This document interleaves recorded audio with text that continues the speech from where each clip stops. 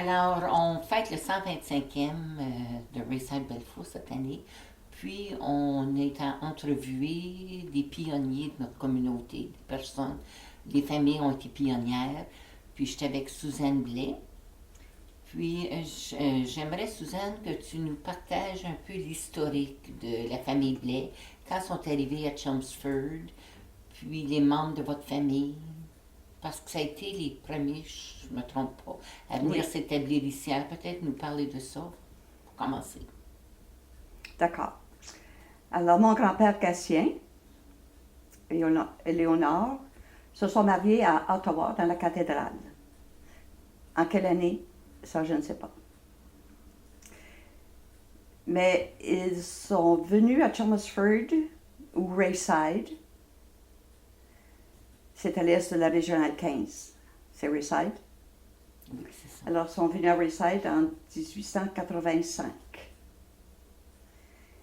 Ils vivaient sur la rue Bonin, dans une maison de log. Puis, en 1900, ils ont construit la première maison de planches à Rayside. Et puis, ils sont déménagés dans cette maison en 1890. Mon père avait alors 2 ans. Ils avaient presque toute la famille à ce moment-là. Le premier-né à Rayside Balfour fut Émile Blais. Ensuite, Arthur a suivi. Arthur est le plus jeune des garçons. Ensuite, ils ont eu 4 filles. Maintenant, dans cette maison de planches, mon père est entré dans cette maison, il avait l'âge de 2 ans. Grand-père était un homme de bois, il avait son chantier. Et puis, lorsqu'il est revenu à Sudbury par le CPR, qui était le seul moyen de transport de l'époque,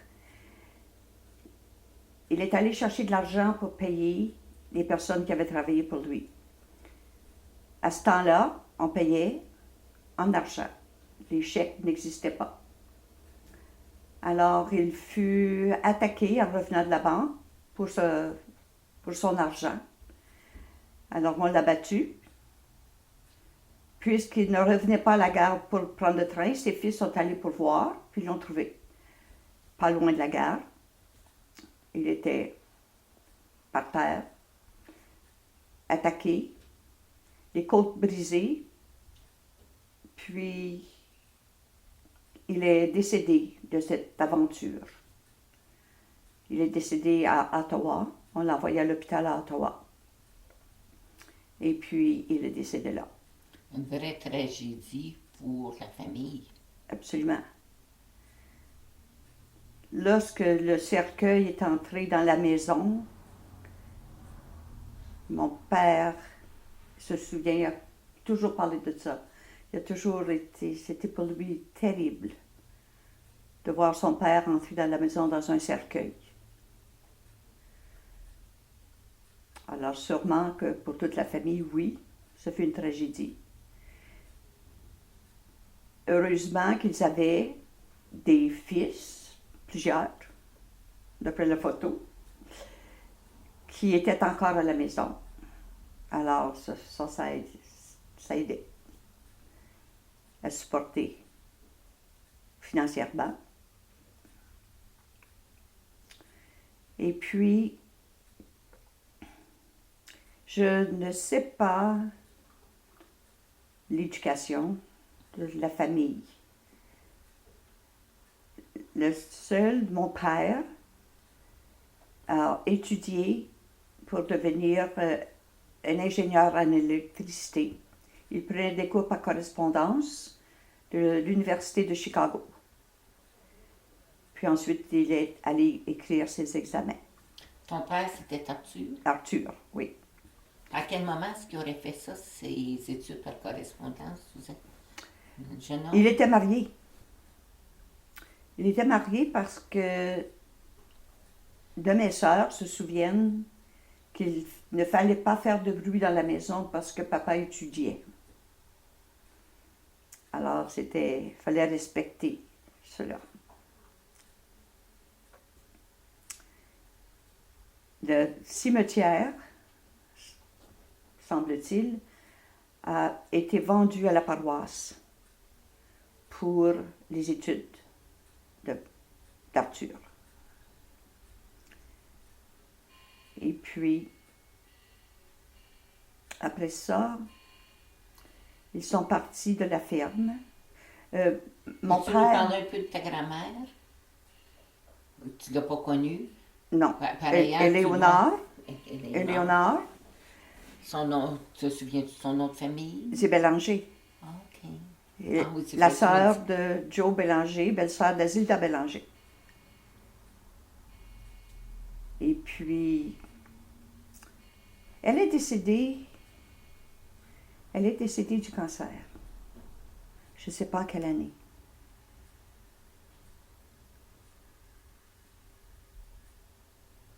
Mais c'était toutes Ok. les... J'ai l'impression qu'on vivait au cottage à ce moment-là. Alors, ça pouvait être dans les années 30, 1930. Tôt. C'est 1930, peut-être. Et puis, on a vécu... Lorsque papa allait dans les chantiers, ma famille, la famille d'Arthur, allait passer l'hiver au village, ne restait pas sur la ferme. Alors, ils ont demeuré ici et là. Pourquoi donc? Est-ce qu'ils se Et- rendaient et au village? c'était- Y avait-tu des raisons C'était plus climatiques? sécuritaire, peut-être. C'était peut-être meilleur pour les enfants qui allaient à l'école aussi. C'était moins loin. Et puis, alors, un de ces hivers, on était justement sur la rue King, ici, dans un petit cottage. C'est là que je suis née, en 1934. Et puis, après ça, à l'âge de 2 ans, nous sommes déménagés dans la maison de mon grand-père, Louis Graton. Il était seul. Grand-mère, sa femme, grand-mère, est décédée pas tellement longtemps avant que je naisse. Et puis, alors il était seul, donc la famille a déménagé avec lui. Puis ta mère s'est occupée de son père. Oui. Oui. As-tu la coutume dans ce temps-là que les Peut-être, familles prenaient hein. soin des personnes Je pense que âgées? oui. Parce qu'il n'y avait pas de maison pour ça à ce moment-là. Alors, les grands-parents allaient vivre avec leurs enfants. Mais dans ce cas ici, ce sont nous qui avons déménagé là. La maison était beaucoup plus grande. Alors, C'était c'était un petit plus, cottage là, sur le rue King. pas mal plus grand que le cottage, oui. 2 étages. Ça se situait où, cette maison-là, de la famille de Louis Greton? Ça c'était où? C'était à Chelmsford, ici? Oui, de l'autre côté du pont, la rue Maine. C'est une maison carrée. Et puis, maintenant, elle est brune. Je pense que c'était 31 Maine, le numéro. Je me souviens bien. Là. Tu étais toute petite fille dans ce temps-là. Ah oui. Tu avais 2 ans. J'avais 2 ans quand je suis déménagée là. Et puis, mais on a resté là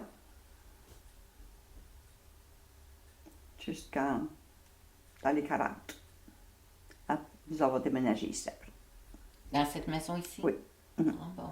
Parle-moi donc un petit peu de ton enfance, des souvenirs de ta jeunesse, des bons moments que tu as eus avec ta mère, ton père. Ta mère, c'était une Graton, son petit nom, c'était? Eva. Eva Graton. Eva, oui. Parle-moi de ta mère, puis de ton père d'Arthur, puis d'Eva, puis des bons souvenirs que tu aurais vécu avec eux là, quand tu as grandi ici. Je me souviens beaucoup de ma fête 5 ans. Ça, c'était une grosse fête. Je me souviens de ça. Ensuite, j'allais à l'école, naturellement. Et puis, j'ai commencé à 5 ans. Que, à ce temps-là, je ne sais pas si ça faisait une différence, mais de toute façon, je pense que j'étais la plus jeune de la classe. Et puis,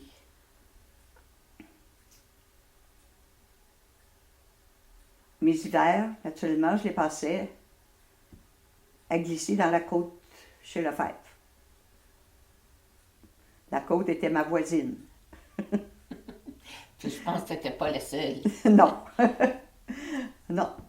On partait de la côte, puis on descendait sur la rue Maine. Puis souvent, on allait assez vite pour se rendre dans la rivière.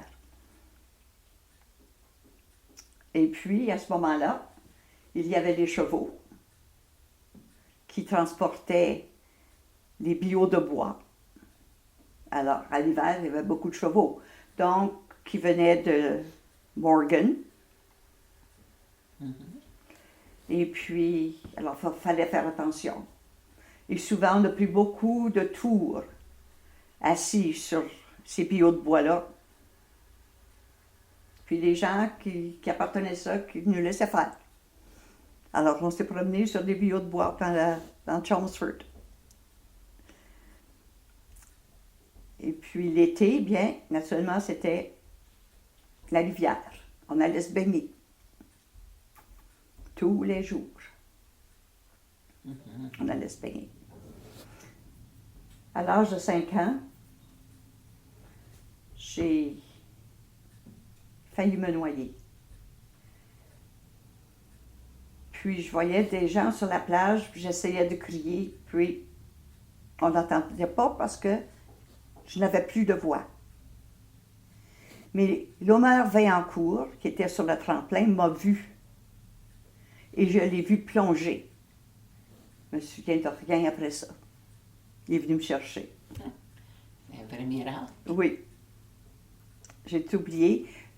Puis je m'en revenais avec ma sœur de la rivière. Puis lorsque j'ai vu la maison, j'ai pleuré. Mais Très émotif pour toi, oui. à ce moment-là. Et puis, j'étais juste arrivée à la maison, quand mon père est arrivé en courant, il avait entendu dire que je m'étais noyée. Mais lorsqu'il est arrivé à la maison, il m'a vue. Il était heureux de te Puis voir. il était heureux de me voir. Je n'étais pas couchée. C'était absolument la... Oui. L'été, c'était la rivière. On se baignait, puis l'hiver, c'était les traîneaux. Est-ce qu'on avait des patinoires à ce moment-là? Est-ce qu'il y avait des Il y a patinoires? dû en avoir parce que, oui, sûrement qu'il y en avait. En arrière du couvent et de l'école, il y avait une patinoire. Et j'ai beaucoup patiné. J'ai fait du patin de fantaisie là-dessus. J'ai beaucoup patiné. Et puis, il y avait beaucoup, tous les enfants le patinaient là. Oui. Alors, c'était un autre C'est sport un d'hiver. point de rassemblement pour la jeunesse. Oui, justement. Parle-moi un peu d'une journée à ce moment-là, dans les années fin 30, 5-6 ans, là. T'es venu au monde en 34. 4. À ce moment-là, parle-moi un petit peu quand tu as commencé à avoir 5-6 ans, jusqu'à 10 ans, comment est-ce que la vie se passait? À l'intérieur du foyer, qu'est-ce qui se passait dans le village, mais surtout dans ta famille, qu'est-ce qui se passait là, comme horaire journalière, qu'est-ce que vous faisiez? Ah, c'était bien tranquille. Pour moi, c'était bien tranquille. Parce que j'étais plus jeune que les autres. Parce qu'elle, qui était juste plus vieille que moi, elle s'est mariée à 16 ans alors que moi j'avais 8 ans. Parle-moi donc des membres de ta famille, Arthur, puis Eva ont eu combien d'enfants? Puis nomme-moi-les. Nous sommes 9. La plus vieille, Bibiane, elle est devenue garde-malade. Lorsque je suis née, elle n'était plus à la maison, elle était à Toronto. garde-malade. Ensuite, Glorette. Alors, elle, vous savez pas mal son histoire, là. T'es enseignante. Elle était enseignante. Et puis, elle est allée à l'école à Sturgeon Falls pour son secondaire. Elle a enseigné dans la Une. C'était où, ça, la Une? La Une, c'était la rue Harrington, jusqu'au bout de la rue Harrington. Quelle rue? De la Vallée. La Vallée. Alors, l'école était vis-à-vis de la rue Harrington, l'autre côté de la rue La Vallée. Ça, c'était l'école de la Une. On appelait ça la Une dans ce temps-là. On donnait tous des numéros. Des numéros, comme la différents. 5. La 5, la 6, Oui. la 4, la 3, la 2, mais ça, c'était la 1. Puis elle enseignait là, Glorette. Oui, ses premières années d'enseignement étaient la Une. Ensuite, elle est retournée pour avoir un certificat d'enseignement plus élevé. Elle est retournée à l'école pour ça. Et puis, elle est revenue, elle a enseigné à Chelmsford, à l'école Saint-Joseph.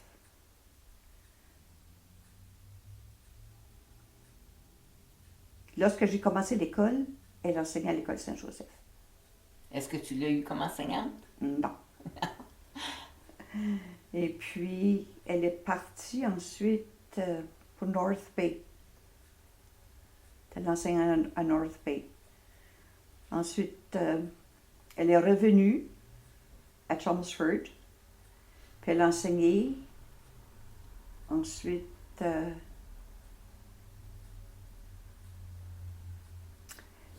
il appelait ça l'école des frappiers. En sortant de Chelmsford, ça? Oui, oui, vers Darling. Et puis l'école est encore là, mais c'est maintenant un petit motel. Bed and breakfast, je pense. Hein? Ça C'est quelque chose comme c'est ça. un peu sur le coin de Mackenzie, Oui. puis la grande route. Puis elle a été directrice de l'école d'Espanola pour 7 ans. Ensuite, elle a acheté une école commerciale qui s'appelait l'Institut commercial à Sudbury avec une personne qu'elle connaissait, puis elles ont enseigné là, dans cette école-là, plusieurs années. Puis je pense que ça finit sa carrière d'enseignement. Ensuite, Patricia, elle est partie pour le Québec, pour Montréal. Alors, je ne l'ai pas tellement connue. Par contre, on construisait une manufacture de papier à Beauharnois. Puis, ils avaient besoin d'électriciens. Alors, nous sommes allés demeurer chez elle. Et puis, mon père a travaillé dans l'usine. Nous sommes partis après Noël. Nous sommes revenus au mois de mai. Alors, je suis allée à l'école à Québec, à Beauharnois. Oui. Et puis, maman avait apporté mon livre anglais de lecture afin que je puisse garder mes connaissances anglaises. Et puis, on m'a demandé à l'école d'apporter mon livre anglais puis de lire en anglais pour les élèves. Parce que c'était en 3e année, puis il n'avait pas commencé l'anglais encore. Il commençait en 4e année, je pense. Mais ici, on commençait tôt. Ici, 2e. 2e année ici. 2e année. Oui. Et puis, lorsque l'inspecteur est venu à l'école du Québec, on m'a fait lire dans mon livre anglais pour l'inspecteur. Quelle joie! Une petite fille qui est toute fière qu'elle vive de l'Ontario. J'ai eu 9 ans, là. À Bois-Blanc, j'ai eu 9 ans. Ah, bon. Et puis ensuite, on allait faire des petits tours à Montréal. Et dans cette usine, j'ai travaillé plus tard. Parce que toutes mes années scolaires, on avait des uniformes. Lorsque j'ai fini mes années d'école, on allait là, à l'école normale. Là, on pouvait porter du linge, n'importe quel linge qu'on avait. Et puis, j'en avais pas. Pas assez. Alors, je suis allée travailler à l'usine de papier. Et puis, je demeurais chez ma sœur, qui était très bonne couturière. On allait magasiner à Montréal pour du tissu. Puis, elle m'a fait du linge pendant cet été-là. Ça, c'est en quelle année, Suzanne, que tu as fait ça? En quelle année? Tu avais fini ton école normale C'était avant l'école normale. avant l'école normale. Oui. 18 ans. Mhm. En 34, ça fait de... J'ai dû avoir à peu près 18 ans. Une belle expérience. Oui. Surtout à Montréal, là, Ben, oui. avec la famille. Ensuite, Alors, Patricia, elle a travaillé dans cette usine-là. non, elle travaillait pour Sears à Montréal. Puis elle était dessinatrice, vraiment, là. Elle était dessinatrice. Alors, elle avait un bon emploi avec Sears. Et puis, après ça, bien, là, je suis revenue, je suis allée à l'école normale, puis là, j'ai enseigné. OK. Puis là, tu me continues ta famille, Patricia, Patricia, ensuite, Il y avait Dolores. Dolores. Ben, elle, vous l'avez rencontrée. Oui, je la connais. Je connais bien toute la famille de Bertrand. Alors, ben, vous avez fait une entrevue avec elle, alors vous connaissez Son histoire. beaucoup de son famille. histoire. Oui, Oui, de famille. c'est ça. Puis sa famille, ses enfants, son époux. c'est justement. Ensuite, c'était Yvette. Yvette, comme mon père, a souffert de la tuberculose. Mon père a passé quelques années à Toronto. Pendant qu'il était là, Yvette est allée aussi. Et aussi Thérèse. Alors, deux membres de famille en Deux plus, ton membres père. de la famille ont été, oui. Ils n'ont pas resté là aussi longtemps que lui, par exemple. C'est comme un sanatorium? Ou... Oui, oui. Et puis, ensuite, ben, quand elle est revenue, elle a fait de l'école. Elle aussi s'est en allée au Québec, à Montréal, pour travailler. Ensuite, Paul, mon seul frère. Mon seul frère. Les deux seuls blonds dans la famille avec des yeux bleus. Lui Paul et moi. et toi. Lui et moi, oui. Les autres avaient les yeux bruns et les cheveux bruns. Né de la mer ou du bord de la mer, ou du père des Gratons ou des Blais? C'est un peu mélangé, là, parce que les yeux bleus venaient de mon père. Puis les cheveux blonds venaient plutôt de ma mère. On avait l'air, les deux, qui avaient plus l'air écossais, parce qu'on est des descendances écossaises, Sur le bord des Gratons? sur le bord des Gratons. Ma grand-grand-mère est née à Glasgow. Ah, Oui. bel héritage, là aussi. Ensuite, c'est Claire, qui, bien, Paul a eu le même cours que mon père, là. Ingénieur électricien.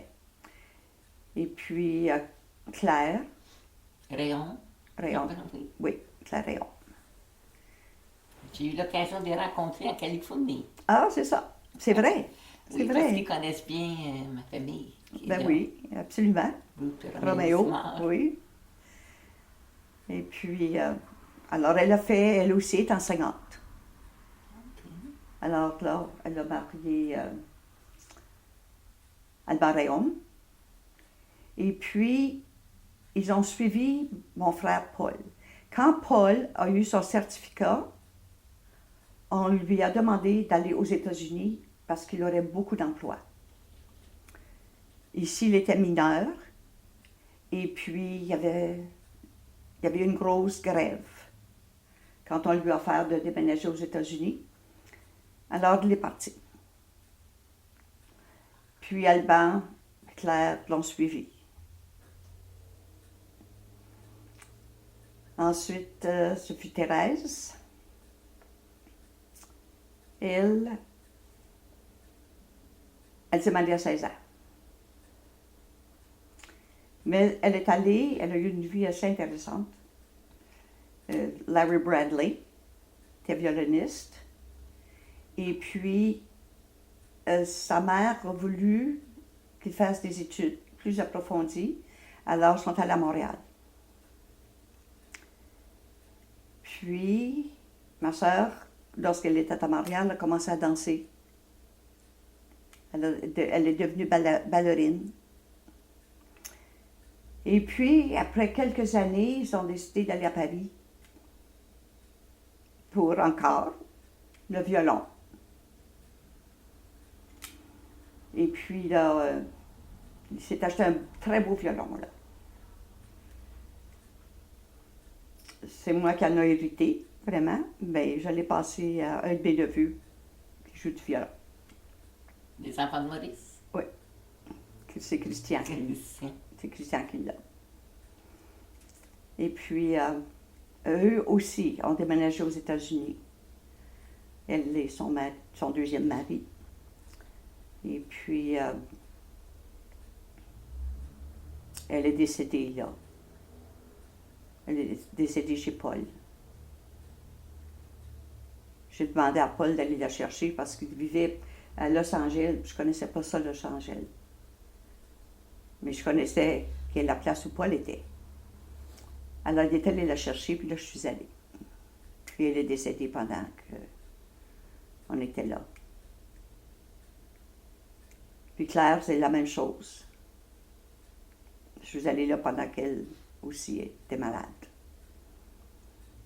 Mais elle est décédée, je suis partie avant qu'elle décède. Alors vraiment... Puis là, il y a Thérèse qui est décédée chez Paul. Oui. Ensuite, c'est moi.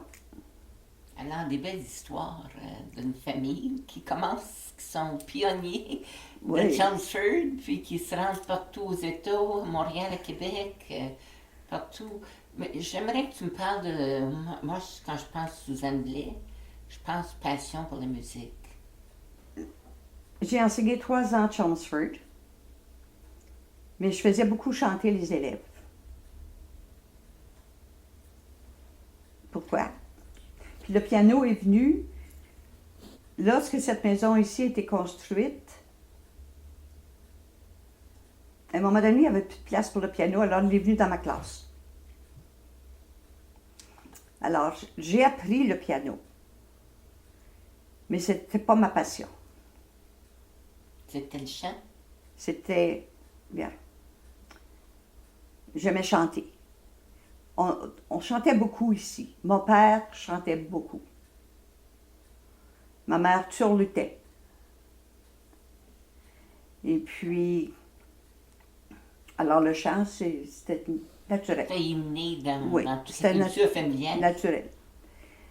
Et puis, mais là, j'ai appris assez de musique. Pour me déprendre, je pouvais jouer de la musique. Et puis, ensuite, je suis allée enseigner à Sudbury. Puis, c'est Lucien Gervais qui faisait de la musique. Puis, il venait dans ma classe faire de la musique. Puis, il s'est rendu compte que les élèves chantaient beaucoup. Alors, l'année d'après, le professeur de musique qui travaillait avec Lucien Gervais est parti. Alors, on m'a demandé de la remplacer. À partir de ce moment-là, toutes mes années comme professeur étaient en musique. Tu as passé combien d'années en musique comme enseignante dans le système? Près de 30 ans. As-tu... Puis là, on enseignait de la musique, on enseignait le chant, naturellement, puis la flûte à bec. On a commencé à enseigner de la flûte à bec. Tu dois avoir très bien connu Louis puis Roland Groux. Puis l'épouse de Louis qui était Rosée. Ah oui, Monsieur, Madame Groux. Quel était le rôle de l'Église dans les premières années de la paroisse? Je sais que tu étais engagée dans ce domaine-là aussi, à chanter les messes. Oui, mais ça, c'est après que ma retraite. Oh, seulement qu'après ta retraite? Oui. Je me souviens, moi, d'avoir chanté, puis tu étais maîtresse tu dirigeais la chorale à ce moment-là. Il y avait Louis, Rosie Groux, pas En même temps. Roland. Oui, Peut-être j'ai chanté peut-être. quand j'étais adolescente. Mais je sais-tu pense. quoi? OK. On chantait au jubé. C'est ça. On chantait au jubé à ce moment-là, avec Roland Groux. Puis, c'est fort possible que je dirigeais. Je dirigeais pas la messe de dimanche, je dirigeais les enfants de Marie, Oui, j'ai la fait- chorale des enfants de Marie. À la messe de minuit, à Noël, il me semble que tu étais dans des célébrations spéciales.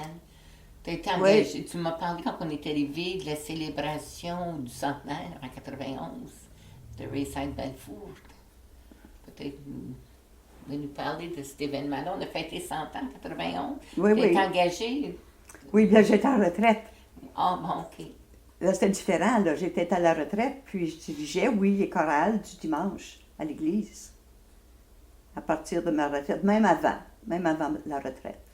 Et puis, c'est Martin Bélanger qui était l'organiste à ce moment-là. Malheureusement, on n'était pas au jubé. J'ai essayé. J'ai essayé, pour le centenaire, d'aller chanter au jubé. On n'a pas voulu. On a refusé. Et ça a été spécial, ça, cet événement-là. Exactement. Est-ce que c'est seulement la chorale de Chelmsford ou qui est impliqué dans cette... De cette chorale-là, on était 3 paroisses pour le centenaire. Parce que c'était le centenaire de Rayside, à Zilda, puis Chelmsford, Saint-Alexander, puis Saint-Joseph. J'étais là. Oh, c'était merveilleux. En Bel-Évêque, puis Ah oui. une célébration extraordinaire. L'importance de la religion dans les premières années, nos pionniers, puis nos familles. Quel serait le rôle ou l'importance des valeurs qui ont été transmises? Bien, il y avait plus de foi, sûrement. Ils allaient à la messe tous les dimanches. Tu sais. Peu importe où ils vivaient. Morgan, il venait à la messe tous les dimanches. On attendait les grelots des chevaux passer devant la maison, là. Les gens de Morgan s'en venaient à la messe. Les messes de minuit, la même chose. Où est-ce qu'ils stationnaient leurs chevaux? Ici. Ah bon? On n'était pas ici à ce moment-là. Mais il y a eu quelqu'un d'autre qui est demeuré ici, puis je me souviens pas qui. Mais en arrière, où est le jardin, il y avait un endroit avec des toits, puis ces gens-là venaient stationner leurs chevaux à cette place-là, en arrière d'ici. C'était organisé pour ça. Puis la terre est très fertile en arrière, là. Maman, pourquoi? C'est ce que mon voisin me dit. Mais je pense qu'il y avait plusieurs. Je me souviens, mon grand-père Vaillancourt, moi, en arrière de la maison s'allumait. Il y avait des gens de la 5 qui venaient à messe, puis qui stationnaient là, leurs chevaux, venaient prendre un café après la messe. Puis je sais pas si tu as vécu ça, toi, d'être sur les marches d'église après la messe. J'en ai... Ben, moi, j'étais Tu peut-être trop petite. à trop ce moment. jeune, mais j'en ai vu beaucoup de gens jaser après la messe, dans les marches d'église. C'était vraiment un rassemblement de la communauté. Oui, sûrement. Et puis maman, à tous les mois de novembre, pour 3 dimanches, elle organisait des bazars au sous-sol de l'église. Elle était engagée, elle aussi. Elle, oui, maman était une personne très, très engagée dans les choses d'église. Elle était présidente des Dames de Sainte-Anne, des Dames de la Fédération. Tu sais, elle était très engagée. On va conclure bientôt. Si tu avais, en regardant le passé, quelles seraient des valeurs ou des choses importantes qui ressortent? Tu as parlé de ton grand-père, ta grand-mère, tu as parlé des événements de la communauté, tu as parlé de toute ta famille. Mais si tu avais quelques phrases pour résumer le genre de vie qu'on avait à ce moment-là, quand nos pionniers ont été ici, tu les as peut-être pas toutes connues, là. Si tu avais à faire un commentaire sur le genre de vie et l'importance de ce genre de vie-là. Il y avait de la difficulté sûrement. Les gens travaillaient fort. Les gens travaillaient fort, il y avait beaucoup de courage. Sûrement pour accomplir ce qu'ils accomplissaient. Ils avaient des grosses familles. Et puis ces familles-là, comme ces gens-là, plusieurs d'entre eux ont fait des cours, comme Tante Anna, qui était garde-malade pendant la Première Grande Guerre. Elle a été stationnée en Angleterre. Alors, c'était pas... L'éducation comptait quand même dans cette famille-là. Les autres, ben, je ne les connais pas. Mais dans ta famille, l'éducation a joué un rôle très important Oui. pour Oui. permettre de s'épanouir. Oui. Puis je pense que pour s'en venir ici, puis travailler comme mon grand-père a fait, il a sûrement donné l'exemple à ses enfants. Parce que Exemple de quoi? l'exemple de courage et puis tu fonces dans la vie, j'ai l'impression. Parce qu'Arcade, lui, est allé demeurer à Sturgeon Falls. Puis il avait marié une enseignante. Et puis, les enfants étaient très, très éduqués. Il y en a un qui était politicien, là, Jean-Jacques Blais. Ça, c'est le petit-fils d'Arcade. Jean-Étier Blais, le fils d'Arcade. Alors, tous sont...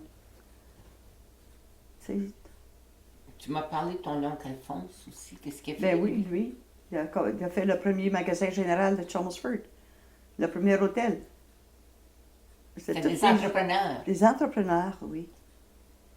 Puis pas beaucoup d'argent, mais ils se trouvaient des façons.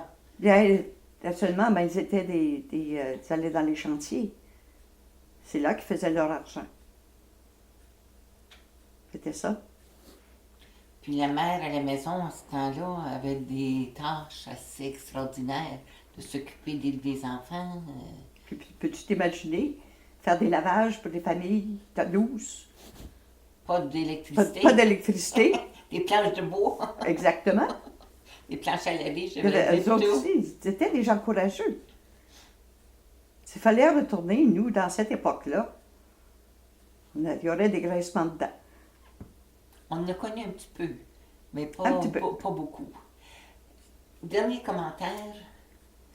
On va avoir des jeunes dans nos écoles qui vont écouter ces présentations, ces témoignages du passé. Quel serait un message que tu aimerais donner à nos jeunes aujourd'hui? Tu es enseignante presque toute ta vie.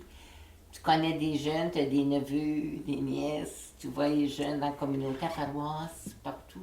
Quel serait un bon message à leur donner?